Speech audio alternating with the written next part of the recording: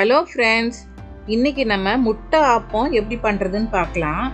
இது வந்து 2 டைப்பாக நம்ம பண்ணலாம். ஆப்ப சோடாலாம் நம்ம யூஸ் பண்ணுறது இல்லை. சோடா இல்லாமல் எப்படி சாஃப்டாக பண்ணுறதுன்னு பார்க்கலாம். இப்போ இந்த முட்டை ஆப்பம் ரொம்ப டேஸ்டியாகவும் இருக்கும். வாங்க எப்படி பண்ணுறதுன்னு பார்க்கலாம். இப்போ இதுக்கு பேசிக்காக நம்ம ஆப்பத்துக்கு எப்படி மாவு ஆட்டுவோமோ அதே மாதிரி தான் ஆட்டிக்கணும். 1 அளாக்கு புழுங்கல் அரிசி, 1 அளாக்கு பச்சரிசி, இப்போ 2 அளாக்குக்கு நம்ம வந்து 1/4 அளாக்கு உளுந்து மட்டும் சேர்த்துக்கோங்க.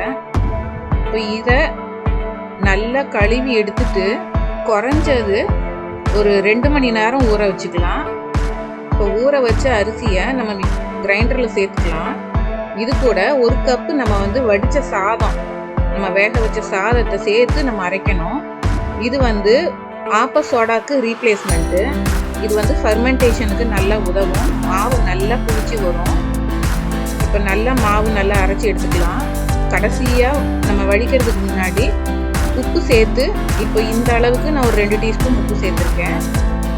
அதோடையே அரைச்சி நம்ம இது மாதிரி எடுத்து ஓவர் நைட் புளிக்க வச்சிடலாம். காலையில் நல்லா புளிச்சு வந்துடும் மாவு. பாருங்க எப்படி நுரைச்சிக்கிட்டு அழகாக புளிச்சிருக்குன்னு.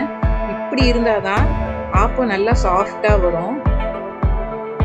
இப்போ இதுக்கு நம்ம தண்ணி ஊற்றி நல்லா கரைச்சிக்கணும்.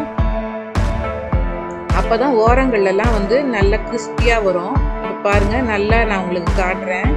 நல்ல லிக்விடாக இந்த லெவலுக்கு நல்லா கரைச்சிக்கோங்க.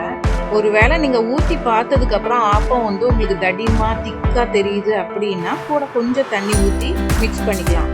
இப்போ முட்டை ஆப்பத்துக்கு நான் ஒரு 6 கப்பு மாவு போல் தனியாக ஒரு பாத்திரத்தில் எடுத்துக்கிட்டேன். இப்போ இதுக்கு 1 முட்டை நான் அடித்து கலக்கி உள்ளே சேர்க்க போகிறேன். பாருங்கள், இந்த மாதிரி தனியாக ஒரு கிண்ணத்தில் எடுத்துட்டு நல்லா கலக்கிக்கோங்க. அதுக்கப்புறம் அதை வந்து இந்த ஆப்ப மாவோட நம்ம சேர்த்துக்கலாம். பாருங்கள், மாவோட சேர்த்து மிக்ஸ் பண்ணிக்கணும்.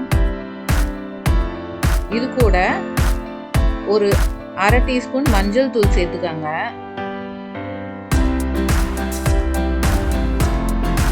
அதுக்கப்புறம் ஒரு 1 டீஸ்பூன் வந்து சோம்பு நல்லா ஒரு கசக்கிட்டு உள்ளே சேர்த்துக்கோங்க. இதெல்லாம் நல்ல ஒரு ஃப்ளேவர் கொடுக்கும். இப்போ இதில் வந்து நம்ம முட்டை சேர்க்கறதுனால முட்டை வாடெல்லாம் வராது.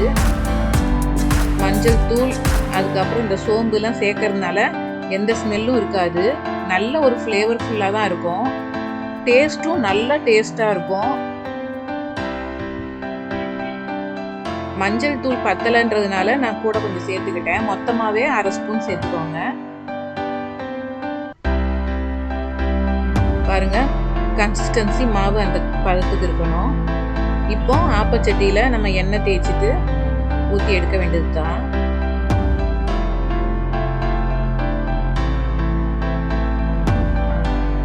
பாருங்க, இந்த மாதிரி ஒரு ரொட்டேட் பண்ணி கல் நல்லா சூடாக இருக்கணும், அப்போ தான் ஒட்டும். இப்போ பாருங்க, சூப்பராக முட்டை ஆப்பம் ரெடி ஆயிடுச்சு. ரொம்ப டேஸ்டியாக இருக்கும். இது வந்து ஆப்பம் தேங்காய் பால் மாதிரி வச்சு சாப்பிடலாம், இல்லை வந்து ஒரு குருமா மாதிரி வச்சும் சாப்பிடலாம். இதுக்கு 2த்துக்குமே இது சைட் டிஷ் சரியாக இருக்கும். ஆப்பம் சாஃப்டாகவும் வரும். அதுக்கு அடுத்தது முட்டை ஆப்பம் எப்படி பண்ணுறதுன்னா, சாதாரணமாக நம்ம வெள்ளை மாவே நம்ம முட்டை கலக்காமல் வச்சுருந்தோம்ல, அந்த வெள்ளை மாவே ஊற்றிட்டு இதே மாதிரி நல்லா ஸ்ப்ரெட் பண்ணி ரொட்டேட் பண்ணி விட்டுக்கோங்க.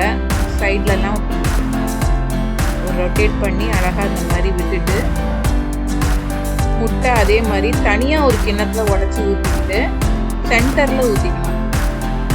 பாருங்கள், இந்த மாதிரி சென்டரில் ஊற்றிட்டு நம்ம மூடி போட்டு அப்படியே வேக விட வேண்டியது தான். முட்டை மட்டும் நல்லா வெந்துருச்சான்னு கொஞ்சம் செக் பண்ணிக்கோங்க. சிலருக்கு ரொம்ப ஹாஃப் பாயிலாக இருந்தால் பிடிக்காது. பாருங்கள், ஆனாலும் இதில் வந்து ஃபுல்லாக வேக்காடு இருக்காது, கொஞ்சம் ஹாஃப் பாயிலாக தான் இருக்கும். மேலே பெப்பர் தூள் நல்லா தூவிக்கங்க, மிளகு தூள் நல்லா தூவிட்டு எடுங்க. பாருங்கள், சூப்பராக ரெடி ஆயிடுச்சு. இது 2வது வெரைட்டி, 2வது டைப்பு. பாருங்கள் எவ்வளோ சூப்பராக இருக்குது பாருங்கள்.